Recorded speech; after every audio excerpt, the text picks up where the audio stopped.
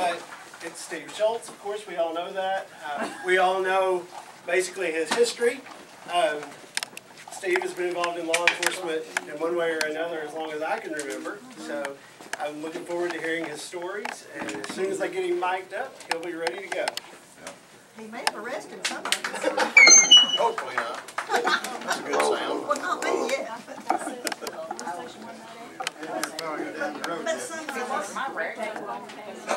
But some of us, I got to be the ones that are in here. Hey, Red, how are you?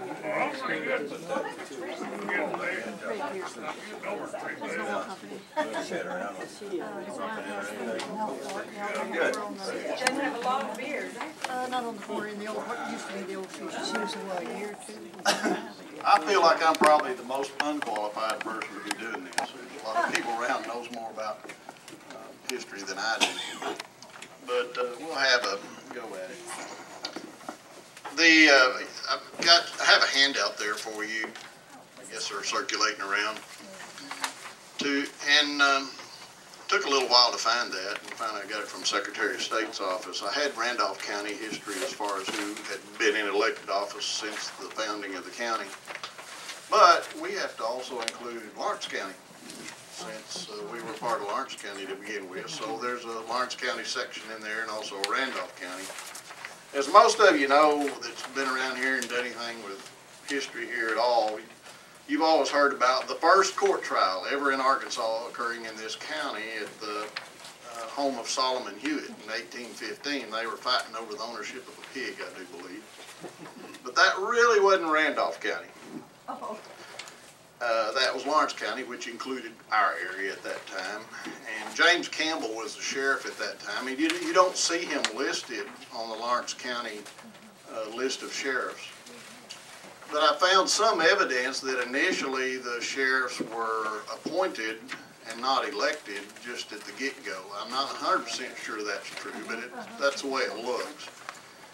And he was probably that case because the Secretary of State's office only shows those that had been elected. So he wasn't on there. So I figure he must have been appointed. But the first court that ever occurred after Randolph County was a county, and that was when, 1836, is that right? Yes. 1835. John says it is, and he's authority. I wasn't alive. It was a year before statehood. 35. 1835. Well, anyway, first court was held here on April 4th in 1836, and it was about 8 miles north of Pocahontas, which is probably around Columbia, I'm guessing, because that was a big... Why don't you get up here and do this? Because that's all I can tell you about this. Well, you just keep shaking your head because it makes me feel better that maybe I got it right. By the way, this is kind of a new topic for me. I go around, I give talks about the police academy. That's where I work at Black River Technical College, at the police academy now. I go around to clubs giving a talk all the time. And I've done that over and over and over and over, and I'm real comfortable doing that, but this is a little different, so I'm feeling less comfortable. But I was giving a talk to a Rotary Club at Bull Shults, that little point that goes up there and dead ends. I'm sitting over there getting ready for the meeting, and they're conducting club business as all clubs do. And there's this little lady over here who says, I have something to say. So she got up and said, we've got to do something about our programs. They've just been boring. They're dull. We've got to have better programs. And I'm over there going, okay. No pressure here. And they did brag dollars. You had to pay $1 to brag about something. And they'd already done that before, too. So I got up and I said, is it too late for me to give a brag dollar? So I put $1 in their cup. They come running with it. Said, no, we'll take that $1. So I put it in there. So I want to brag on this lady over here for being the best motivator I think I've ever seen in my life. But this might be a little bit dull on the beginning, but hopefully it'll pick up something toward the end. So we had that court in 1836, north part of the county, at Peyton Pittman's house, of Pittman's Ferries fame. And as I've gone through this, a lot of these names, if you looked at all the names of the old sheriff, a lot of those names are familiar. Ancestors are still here. They're still active in the community. most of those names are highly recognizable. The blacks started, and of course, a lot of blacks came out of Clay County and migrated down here, I suppose, and were involved politically at all levels, and even as sheriff. So a lot of familiar names. But anyway, the first business of the first court in Randolph County was to appoint constables, and they appointed constables for various townships around the county.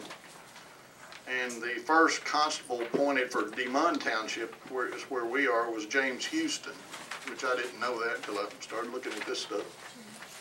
And some of this came out of Dalton's book, and there's a little bit of time as far as sheriffs when they were elected and so forth that Dalton doesn't really agree with the state, or some is omitted at least. But anyway, and they also appointed, this is another evidence, they appointed William Black as the first elected sheriff, and that's what it says in Dalton's book, that he was appointed and not elected. It didn't say elected.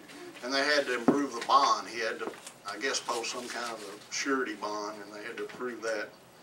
I found that to be quite interesting. But anyway, he served from like 1836 to 1840. So we've had documentable law enforcement in this county for 183 years as of right now. Quite a bit of time. In that period of time, we've lost 4 in the line of duty. Show of hands, how many thinks it was deputies? Got a deputy hand. Everybody else is too chicken. So everybody else thinks it was, how many thinks it was city? We're going to get less. Oh, got City. every one of them were city officers. Yeah. No one worked for the county. So I thought that was kind of curious. Because usually you have a little more help in town. In the county, you're usually way out there by yourself somewhere. But that's not the case. All 4 that we've lost have been here in town. So Randolph County's really not been particularly nice to police officers. 4 doesn't sound like a lot in that many years, but it really is compared to some of the counties around us. Clay County's had several. A lot of counties around us hadn't had any losses at all, ever. So it's not been so good, and some of these have been fairly recent. Bud Norris was a city marshal, and we know most of you are familiar with the Chevry case, so I'm not going to spend much time on the Chevry case. It's been talked about so much around here. But Bud Norris was the first officer killed in 1901 on March 21st by Chevry. And again, I'm not going to go into that too much. One thing that isn't discussed that much is the first jail that we know of here was just around the corner and down the street where the original Imperial Theater sat. And they busted Chevry out that night, and guess who was working in the jail then? John Kaiser was a deputy in the jail at that time, and he couldn't have been very old. Curious, curious, curious, but he was there. Later joined Knights of Pythias, and we're still hunting that book. It's around here somewhere. The logbook from Knights of Pythias. So it exists and it's around. We just don't know exactly where at the moment, but we'll find it. But yeah, curious that he was present at that time. Move along here. Manly Jackson was the second person to be killed, and he was shot and killed in the line of duty on November 8th, 1931. And one of our guests here, where are you? There he is back there. Has a huge piece of history in this little satchel right here. And he doesn't want to talk about it, but he's gonna. This is a huge, huge, huge, can I pass it around? Yeah. Is that okay? I'm gonna clear it. Proper ways to make somebody verify that the weapon's clear. See 6 holes in there? Empty holes? You're sure they're all empty? What about the barrel? Is it empty? Yeah. Okay. See daylight completely through there. We'll pass it around, and look whose name is inscribed here on the back strap of that gun. What's it say, Brandon? Manly Jackson. Manly Jackson's pistol from when he worked here in 1931. Do you know, have any idea how it got in, where it was between him and you? I got it at the gun show here in Pocahontas 36, 37 years ago. And I didn't collect guns, but the old man that had it was persistent, and I traded with him to shut him up. And I threw it in a box, and it lay there at the house until the other night when they had that Strange Inheritance show, and they mentioned that the patrolman killed in Pocahontas was Manly Jackson. And I turned to CJ and I said, I've got his pistol. I didn't know who Manly Jackson was, never paid any attention to it. We call this breaking news, don't we? So How cool is that? So there it is. So you're the first group to be exposed to this piece of Arkansas history. You can get your fingerprints on it. We can go dust it. Probably has his DNA. Y'all may be called to court over this. Touch that gun. How would you get his DNA? Where are you going to get it from? But Chief Jackson was a night marshal here, and he was riding down the license plate of a suspicious car when he was kidnapped by members of the Carpus and Barker gang and driven to, they think, a quarry out kind of north of town and shot and killed. So we kind of have a famous death involved with our second loss of our second officer. And I'll talk about the second two officers that have died here in just a little bit. We've also been blessed with two serial killers. Besides John Kaiser, a guy, we like to give women equal rights in this county.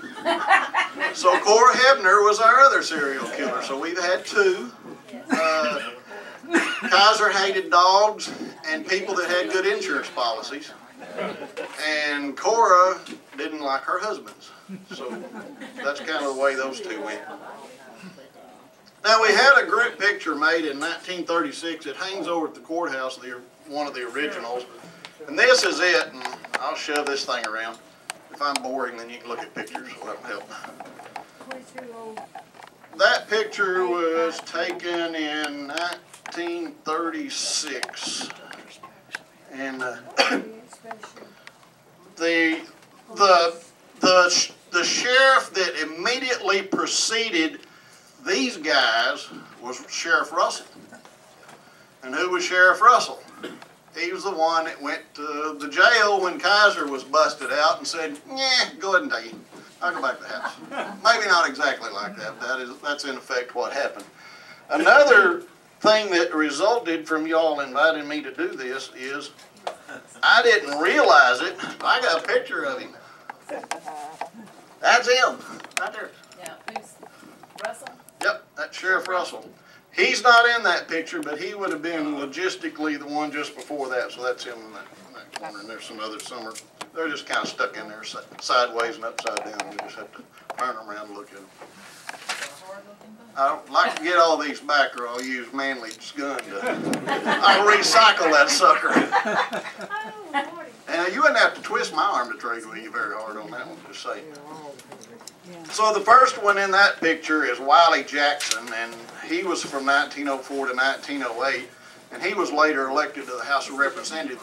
And that seemed to be a common trend among some of our early sheriffs and chiefs. A lot of them went on to higher offices in the state, some as House of Representatives, some as senators.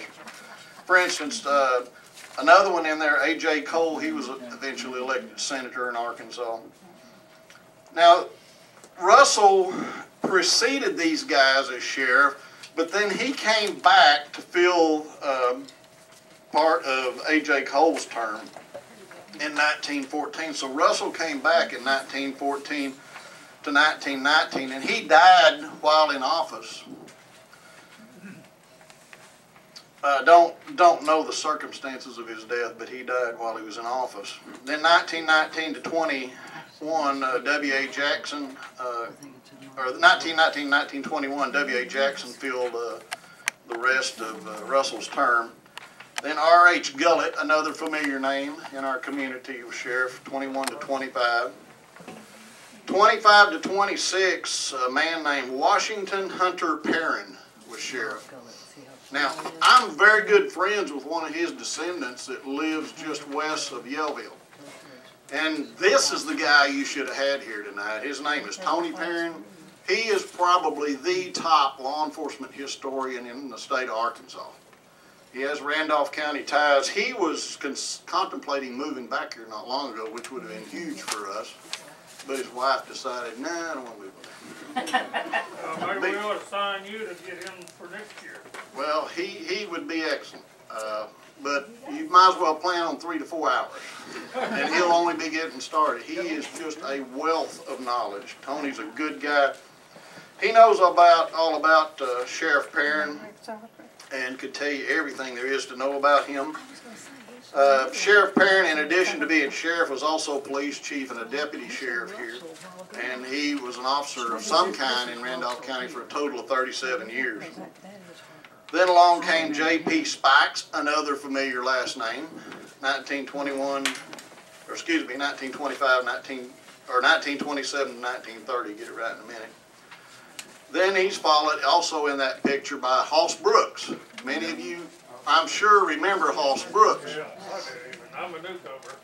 He lived at Cherokee Bay there by the gas plant. They had a grocery store there. I remember when he run that store. And when I was out campaigning for sheriff, when I ran my first term, I went up to the store there at Cherokee Bay, hunting Mr. Brooks, because I knew he was well thought of in the community and wanted him on my side.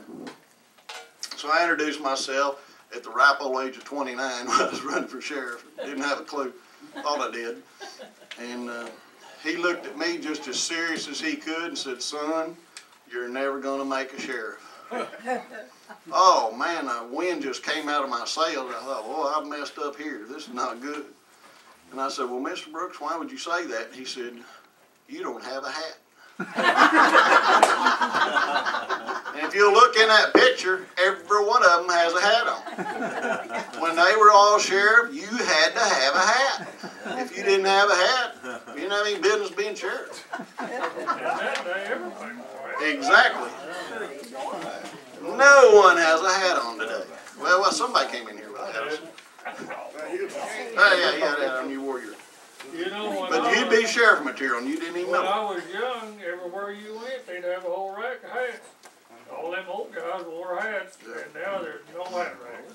I used to teach sociology pretty regularly at Black River, and there's a video that came out a week before the San Francisco earthquake, and they put a movie camera on the front end of a trolley car, and it goes down the street. It's a real long video, and that's all it is a trolley car going down the street.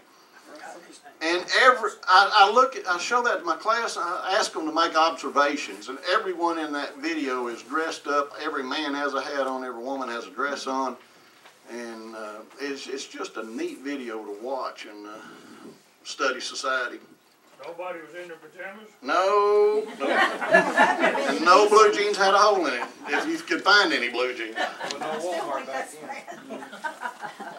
And the last person in that picture was 1935 to 1938, and it's J.T. Thompson.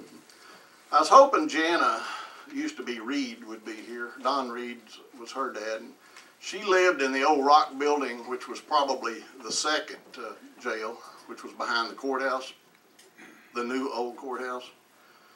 And when she was born, her dad was sheriff. She was raised in the bottom of that jail. And she doesn't remember a lot, but she remembers people talking about some interesting stories of her being in that jail. John Jackson knows a little bit about it. Do you? Well, let's hear it.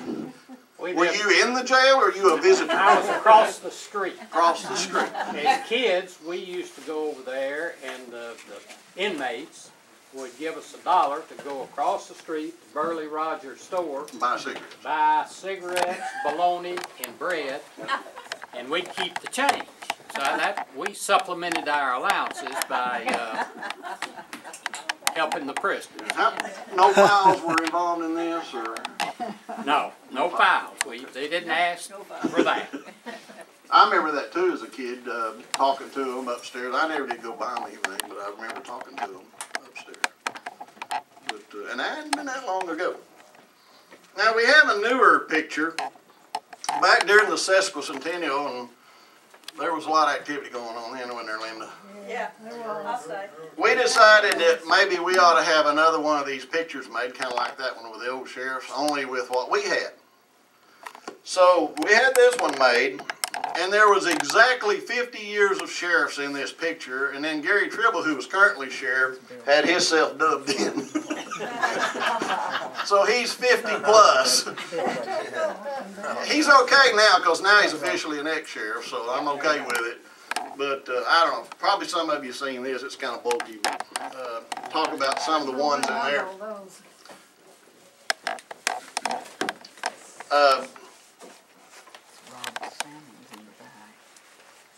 I'll talk just a little bit about Bill Rayford in there.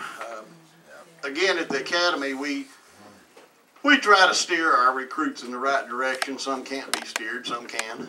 But I always bring up Bill Rayford, Herb Turner, and Pete Evans as being role models around here, and Red Swindle. Growing up, I looked up to those guys. I trusted them 100%. Never heard anything bad about any of them. Met Bill Rayford on Park Street once when I was leaving school in probably the 10th grade, going to IGA to carry out groceries.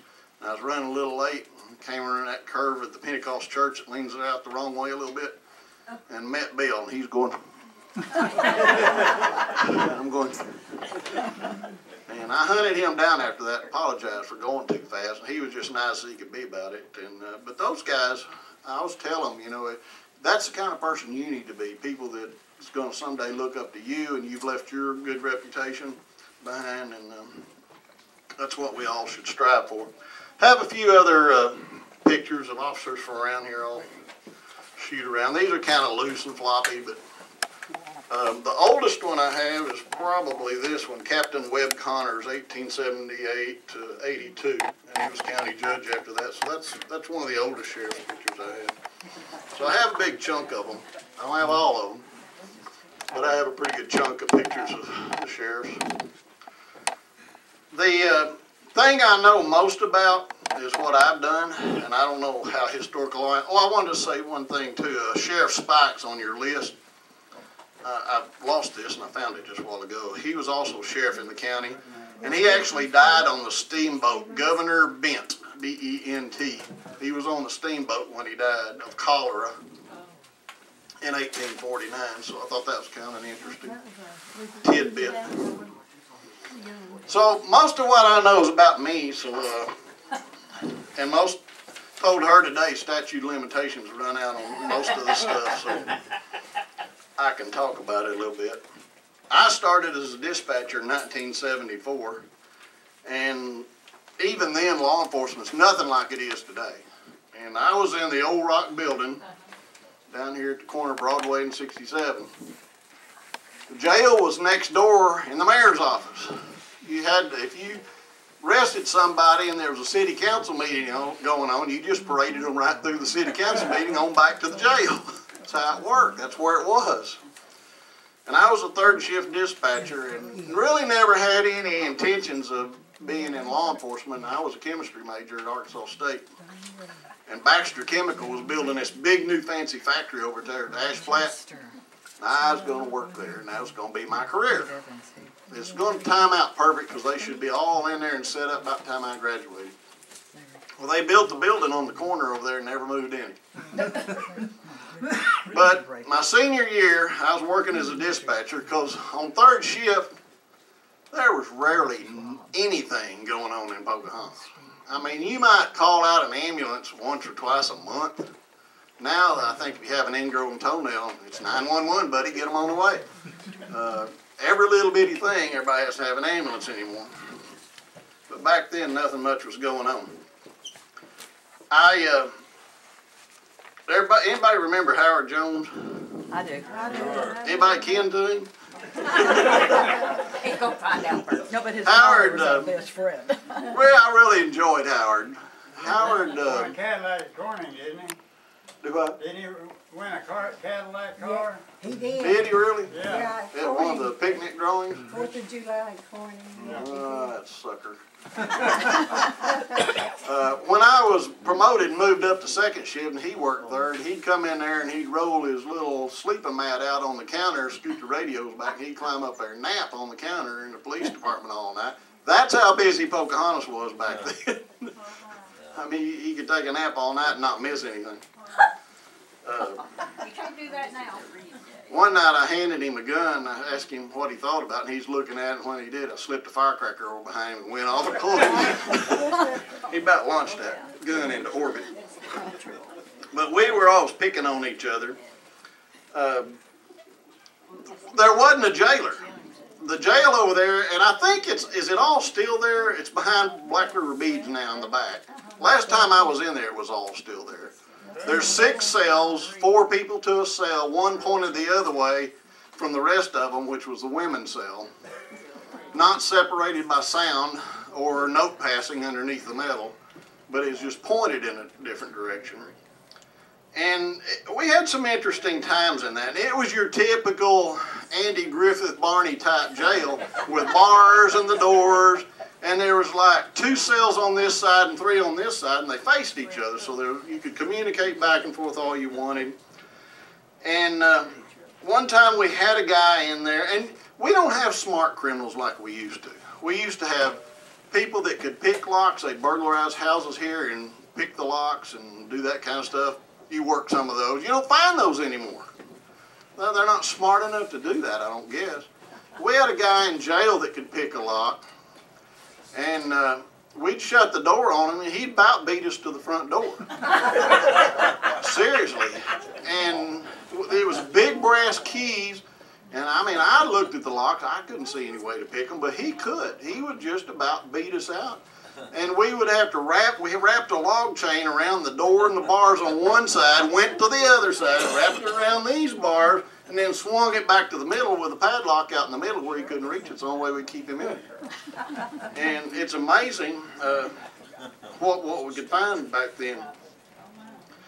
And one of my big memories as a dispatcher is one night, it's late at night, and the desk faced this way, and we're looking down the sidewalk toward Futrell's Pharmacy.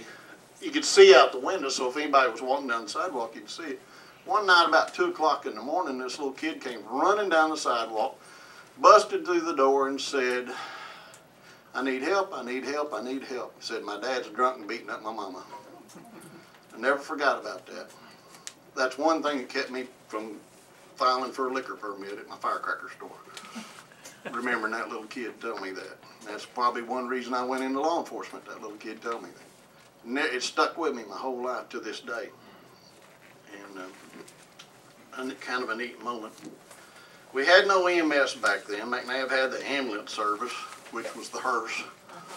And whatever shape you were in, they just kind of chunked you in there and took off to the hospital with you.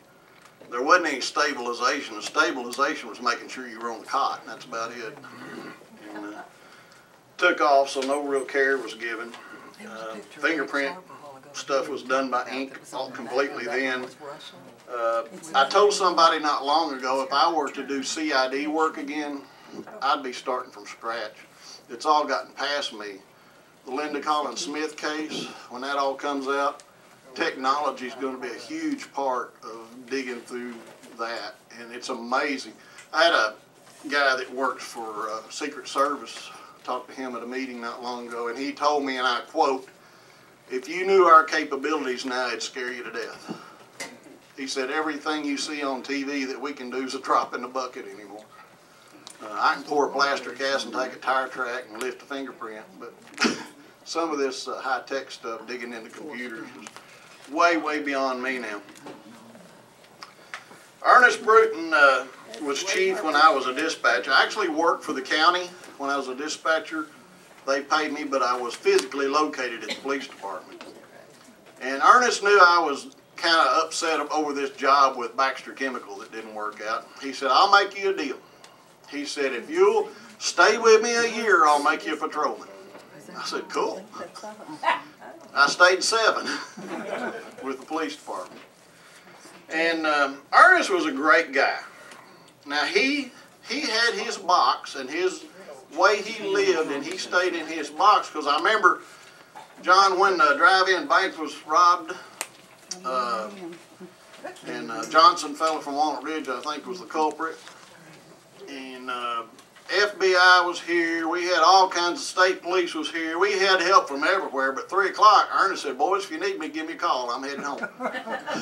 He would go home at 3 o'clock by hook or by crook. Loved the guy to death. I seriously did. He's a great guy. And he wanted his department to be good quality. And he did some really good things. It was kind of ahead of his time. And I appreciated him so much and do to this day. But you better get it done before 3 o'clock. You need him. My very, very first night riding in patrol, Don Garrett, if you remember Don Garrett, is breaking me in. And we're driving around, and it's a summer night, windows down, and he said, now you got to drive around, you got to watch all these buildings, and look for broken glass. If you see glass broken, it's probably been a burglary. I said, you mean like that one? He said, yeah. So we pulled up. There's a burglary. I said, I got this. This is easy. I mean, 5 minutes, I found my first burglary. And that was an old car lot which used to sit where County Glass is right now. If you remember, there used to be an old car lot there, and somebody broke in there that night. I said, man, this is all right. I got this. No big deal. And Don didn't know what to think about me at that point. And then one night, we got a call on Pyburn Street. Just west of Thomasville, kind of down on the left. Hold your ears, Linda. At a lawyer's house. And there was an unnamed lawyer that lived there, and his unnamed girlfriend was out front, locked in his Cadillac, very intoxicating, honking the horn at about 1 or 2 in the morning, and the neighbors got tired of hearing it and called us. And he peeped out the window, and he wouldn't come out. We never got her out. Finally we did. We put her in that cell that faced the opposite direction over here at the Rock Building. And I remember her last words were, please don't leave me.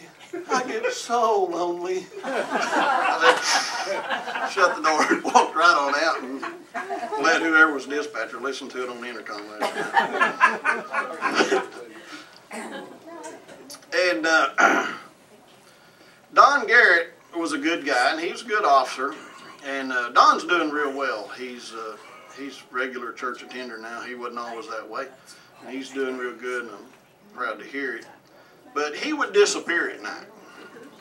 I mean, we worked third shift together, and I would spend all night hunting Don Garrett and couldn't find his hiding place. He had a hiding place. To this day, I don't know where it was. But if I ever needed him, he always showed up, and that's what mattered. But that was how I entertained myself part of the time. And Chief Bruton one day, is during the daytime, he said, come on, go somewhere with me. I thought, cool, I'm going somewhere with the chief. So I climbed in the car with Ernest, and we went out here to some resident and picked up this dog. I thought, okay. So we put the dog in the back seat, and we drive out the edge of town, kind of where no one was, and he said, okay, get out. And so I got out, and he let the dog out, and he said, okay, take care of him. I said, what do you mean take care of him? He said, well, you shoot him. I said, okay. So back then I carried a Security 6, which is one of the worst weapons you probably carry as a policeman, because it took about 10-pound trigger pull, and it was rough as a cob, but that's what I had. Well, I got my gun down, and I'm looking at this dog. He's sitting down there looking at me, and tip of his tail's doing this. Those big brown sad eyes. And I stood there a minute, and I said, Chief, I can't do this. He said, I can't either. Get in. We headed back to town. True story. And believe it or not, when I was a city officer at first, we had a bounty on AWOLs and illegal aliens. Illegal aliens were worth $10. AWOLs were $40. Those were really prized catches if you find somebody AWOL. And I posted that on the internet the other day, something about that, and some guy thought I was a complete idiot and was calling me all kinds of ugly things. He thought I didn't know what I was talking about, but that's a true story. There used to be a bounty on illegal aliens. Nights were always slow back then, and the night shift, I've always had this little thing about fireworks. And we went during the 4th of July season, we'd go by whatever stand we could find. We'd load up with Roman candles. And we'd spend all night driving around town with our lights off trying to sneak up on the other officer and blast him with Roman candles. Now, don't you feel safe? All night long, that's what we do. And one night, I did that. I think we were up here by King. Yeah, we were down by Kings and going on down toward to the west there. And I was right in front of the post office, that's where it was, and I'd shot at somebody, I don't remember who the officer was, and he caught me and started shooting back, and I'm pulling my Roman candle back in, fixing to take off, and boy, just about the time I get it, one more time, I thought it was out and about launched it in there with me. That's how we'd entertain ourselves back then. And then one night, when we moved out of the rock building down to the building on Marsh Street, Jerry Burr was married. Anybody know Jerry? Did he ever have a sense of humor for y'all? Me neither. Yeah. He did? He never with me. He said one thing funny. We were having bottle rocket fights in the brand new city hall. And I shot one, it went right under the mayor's door and blew up on his new carpet. I thought I'm a dead man. And never said a word about it. But you won't ask me back anymore. But, no one ever said anything. I guess it didn't. It was a good quality. It didn't burn the carpet or something. So I thought I was dead. And another thing we used to do, and this occurred when I first went to work back over the rock building. It's illegal as can be nowadays.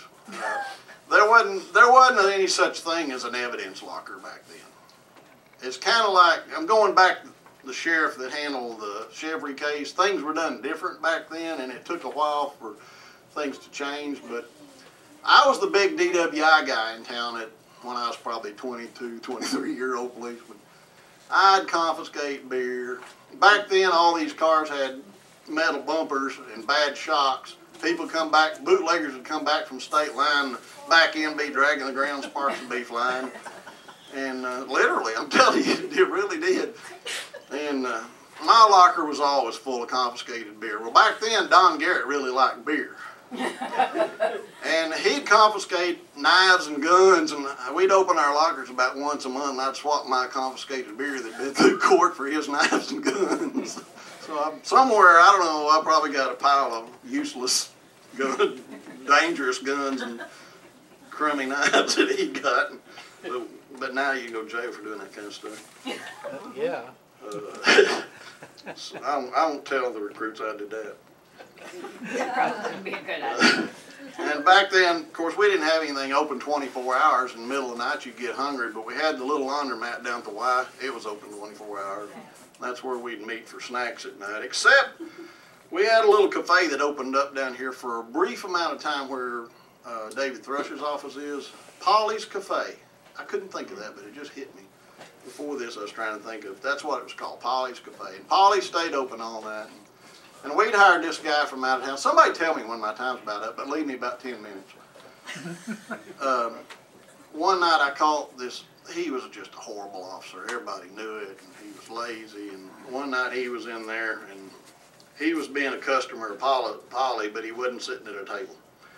And I called him, and of course I was trying to do things right back there, and he didn't stay long after that, but anyway. You know the story on Reno Bank being robbed with two boys? No. Well, they was out hunting with the dogs. They robbed the bank. They caught them later, and one of the boys bought that white car down there to Dale there. He bought it and paid cash for it, and that's how they caught him. Oh, yeah.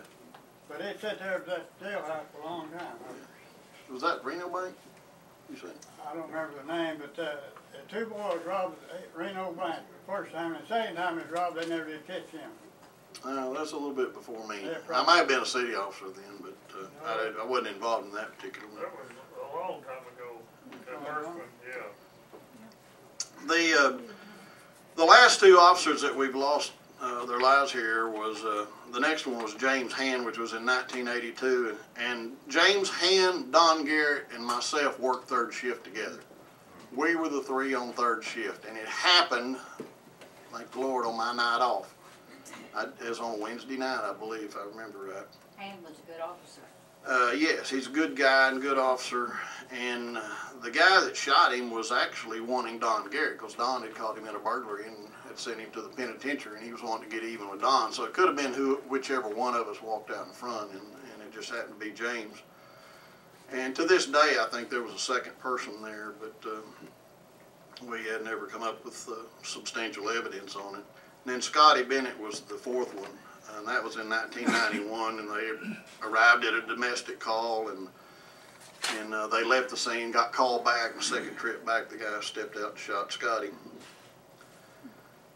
Bad things happened when I was at the police department, some really tough stuff. Well, actually, Scotty happened after I was gone from the police department, but James was there. And then one night, the reason I left the police department, one night I got behind a drunk on Thomasville Street, way out by the hospital, or high school, I mean. He was headed toward downtown. And you always say there's a drunk, they're driving off the road and on the sidewalk. Well, this guy was. He was literally getting up on the sidewalks. Bad, bad, bad.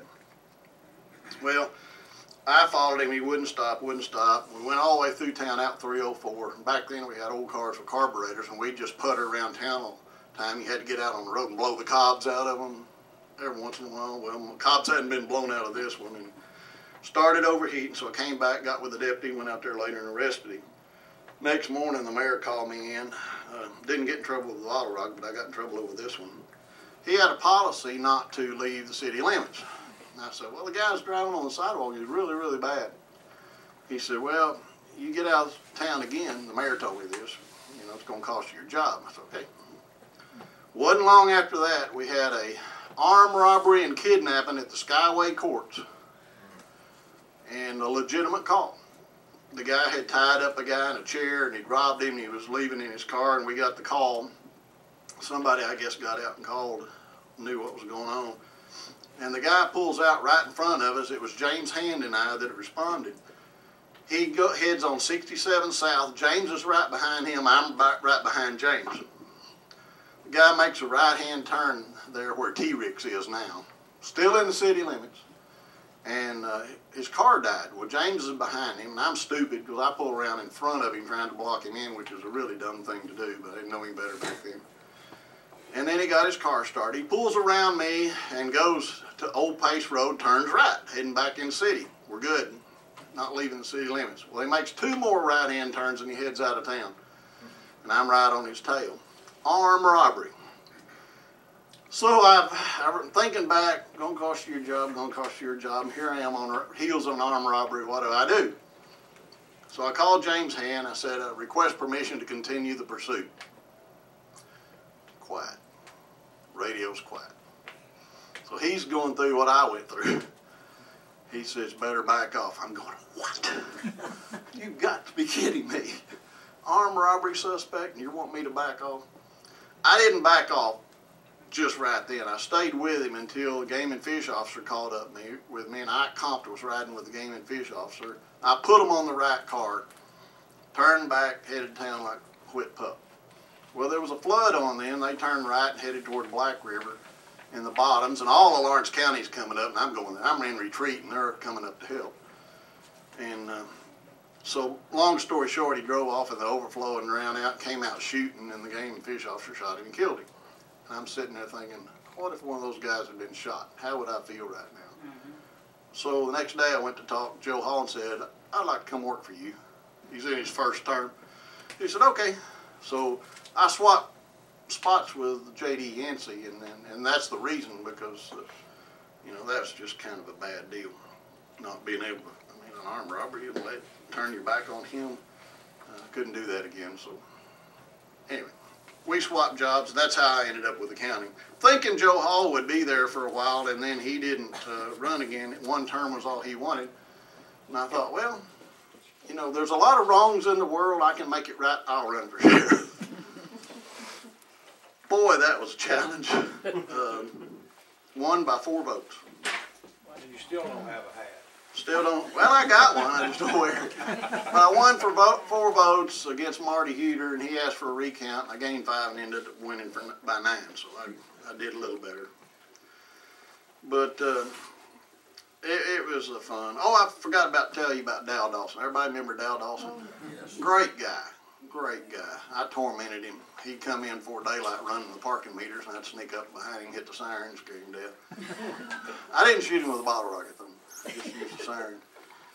One day, when we were moving out of the rock building to the new city hall, everybody's in there packing up, and Dow Dawson found this metal can, and he opened it up and starts trying to figure out what it is, pulling lids and this and that.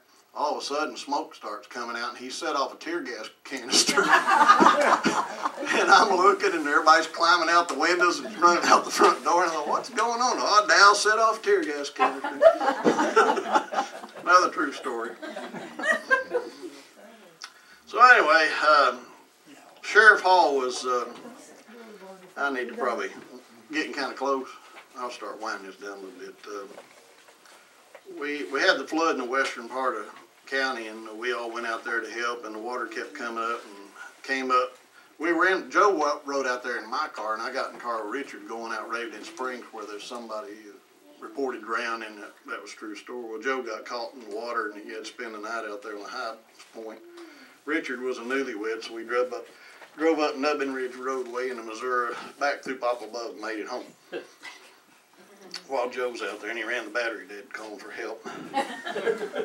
Man, I've got story. I'm halfway through my stories, but looks like we're getting around close on time. But enjoy what I do now. It's a real pleasure teaching recruits. It's not boring. You get a new crop every time, and every class is different. Every class we get is totally different. They all have their own personality. The last class we had was excellent. Some of them are just nightmares. We send people out all the time that has no business whatsoever being in law enforcement, but they do what they have to do to get through and make it. I don't get to pick them. I just get who the chiefs and sheriffs send me. But then we get a lot of good ones too, and I think law enforcement in Arkansas is generally quite capable and have really good people. We have been blessed here, excluding my tenure as sheriff perhaps, but we've had trustworthy, dependable, honest sheriffs here for the most part since I can remember. And not all counties are like that. There's been a lot of turmoil in counties around us. The sheriff in Lawrence County, I went to the shooting at Smithville when Gordon Call was over there and had that big shootout. I didn't get involved with it. I worked the end of the driveway. And the reason was because I didn't trust Sheriff Matthews, to be quite honest with you, because he came up here looking for somebody once during the county fair. We went out to a trailer. He cut the phone wire, and I saw him do it, so they couldn't call and warn the person who they said wasn't there. I got calls on it the next day. Why'd you cut my phone line? I said, I didn't cut your phone line, but you know, I don't agree with that kind of stuff. So I guarded the driveway there, but I really didn't go down. But a few around us have been pretty questionable, but most here have really been good, and I think we're in that shape right now too. Can't leave without giving you a commercial. We've lost 4 in the county, and as of 2 weeks ago, we lost our 4th one that has come through the police academy and got killed in the line of duty. That young man over in Stone County, good kid. He's had the true public service heart. He was a fireman, fire chief for a little fire department over there, law enforcement officer, do anything for anyone, and just a great, great guy.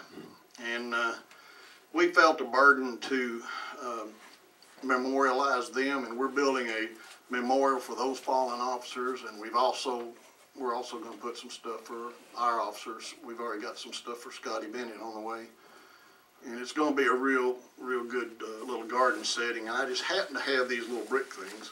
If anyone, I mean, we got an FBI guy here. You could put that in brick and leave your mark forever in Randolph County, or tell your wife how wonderful she is and leave that on there. Anything you want to do, I've got a good little stack of forms here. And, you have to buy 2 for that.